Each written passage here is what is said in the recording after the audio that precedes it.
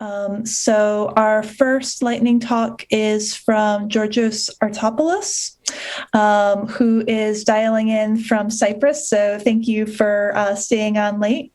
And without further ado, let's get started. Hi everybody, I'm very pleased to having the opportunity to briefly talk about our work. Today, I will present how our team is contributing to the European Open Science Cloud by developing activities that respond to the needs of the field of digital cultural heritage. These needs consist of creating, processing, and accessing heritage data, and data management and visualization, especially for 3D models and linked data. Cultural heritage is important for sustainable development and for human well-being, for the present and for future generations, at regional, national, and local levels. So, cultural heritage assets need to be protected, but by whom and for whom?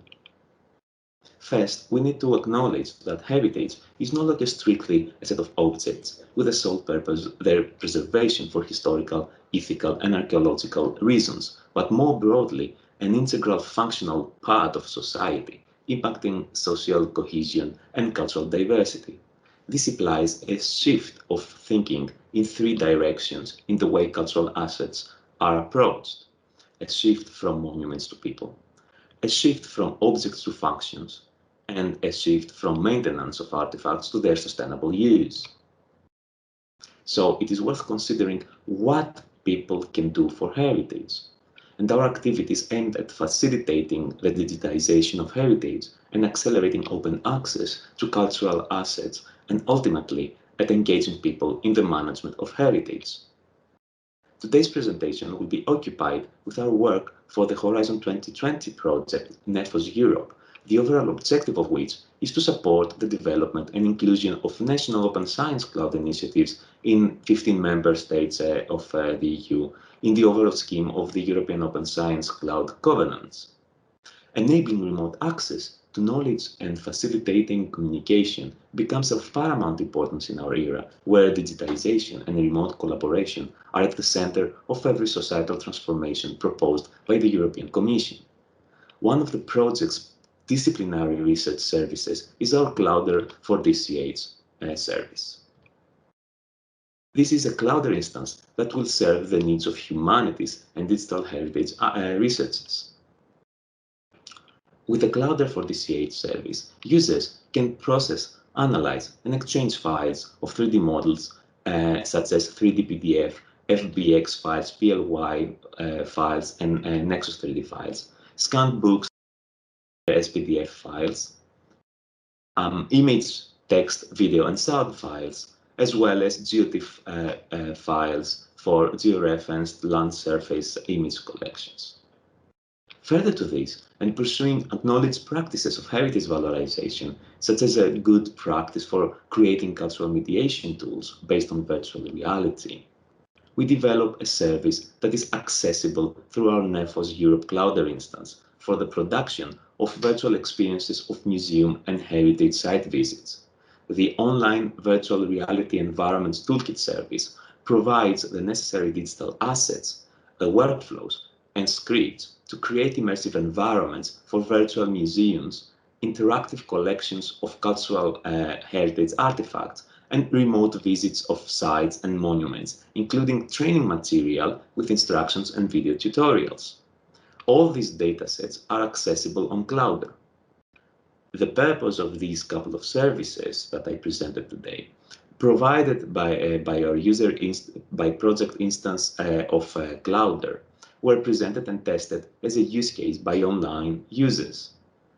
In detail, they were accessed by humanities scholars, museum curators, and researchers based in Netherlands, Cyprus, Greece, Germany, and Egypt, with background in archaeology, history, social sciences, architecture, and urban studies, who provided us with their feedback. Some general remarks from the survey include the following. All responders considered Clowder for DCH as a very useful service for their activities. 40% of responders use online content management system solutions for the creation of personalized and flexible project repositories. 30% of them use ICT for digital applications, such as smart applications in tourism and museums, and 30% use digital 3D documentation tools for heritage. Concluding with some remarks about other current ongoing activities, I will mention our experimentation with Clowder for the management of heritage building information modeling datasets and geolocated information at neighborhood scale in the context of our Urban Periscope project that is funded by EU structural funds. Our aim is to develop an online platform that will integrate datasets generated by building information modeling, remote sensing, terrestrial and aerial 3D modeling documentation techniques, as well as non-destructive on-site testing methodologies. And our first step involved the integration of the GeoShaping extractor in our Clowder instance for the visualization of geolocated information. This is, of course, work in progress, and we have only just started exploring how Clowder could deliver the functions needed by the project. And with this note, I shall stop. Thank you very much for listening. Thank you so much, Georgios. Katie, there was a question earlier from Luigi to Georgios and said, are you pulling the data directly from Clowder like Coulter does in Wicker? Georgios, would you like to respond? Yes, of course, Lisa. Thank you. As I was saying we're exchanging emails with messages with Luigi on the chat. Our main concern was to provide something, a service, to users with basic programming skills that would be modular, so that they could download a zip file with 3D sample models, with UX scripts for interaction, and with various all the other components as prefabs that they would build up in Unity. So this, at the moment, we thought that this would make things too fragile and complicated, and this is why we avoided even trying to do so. But it is certainly in our plans for future developments.